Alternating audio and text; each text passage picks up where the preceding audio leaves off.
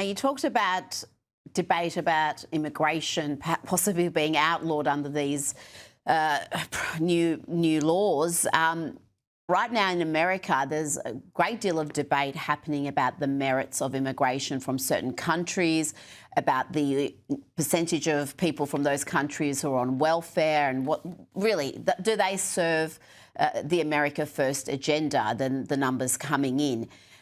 Would a debate like that be possible in Australia under these laws? Or if you talk about the crime rate, the welfare rate, if you talk about the cultural issues about a certain group of people, is that going to see you with the cops at your door facing possible jail time? Look, Rita, this is part of the problem. I'm no legal expert, but when it comes to those legal experts that sent in submissions, they are almost unanimously opposed to these laws. They have been rushed. We have only had 2 or 3 days of the Senate inquiry to ask bureaucrats. Bureaucrats didn't have answers very clearly to these questions. So I think that we're going to see a lot of collateral damage. I'm very concerned, frankly, for organizations like Sky News and other organizations out there debating these issues. And I think that the government here is going to eventually have to walk these laws back, either this government or a future government.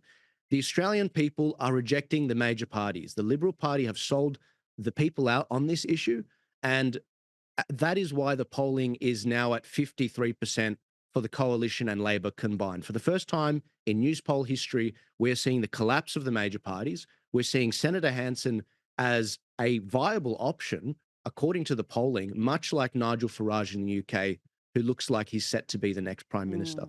Joel, you talked about how rushed, how haphazard these laws were. The legislation was jammed through in the wake of the Bondi terror attack, but these laws don't even enjoy the support of all the victims of that attack, including young Matilda's grieving parents.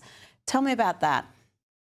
Rita, you're absolutely right. It's astonishing. I mean, the Prime Minister preaches unity, and he's got the parents of Matilda who came out the day or two before and opposed this bill. So you've got a Jewish set of parents here that are the victims of this direct crime that kicked this whole thing off. You've got the hero of Bondi, Ahmed Ahmed, who many in the Muslim community have expressed to me, especially, that he doesn't support this legislation, and who may not be able to express his own views on this legislation as well after the fact.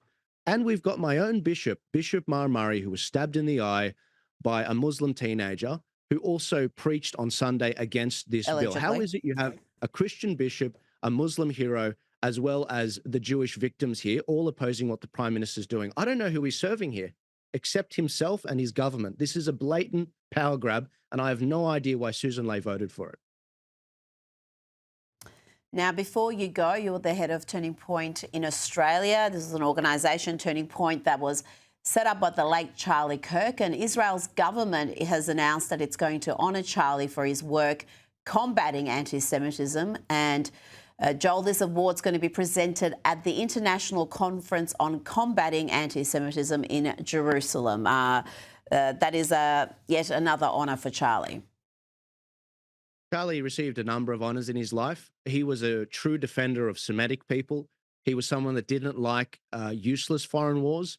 He was someone that completely went to war against the Lindsey Grahams of America, the absolute war hawks that wanted to do war with Iran, for example.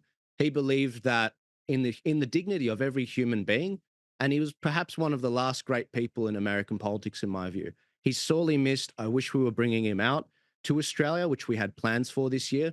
And every day I wake up and think, how can I finish Charlie Kirk's unfinished work? Because his view was to have Turning Point as an international organization, one that would actually help people breathe their values into politics as Christians, as conservatives.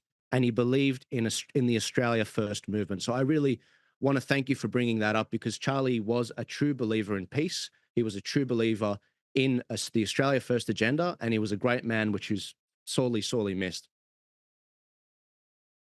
And he despised this sort of legislation, this sort of illiberal clampdown on speech, and to use a tragedy, a terror event like Bondi to jam through this legislation. It really is quite incredible. Joel, thank you so much for your time tonight. Thank you and welcome back. Cheers, Rita.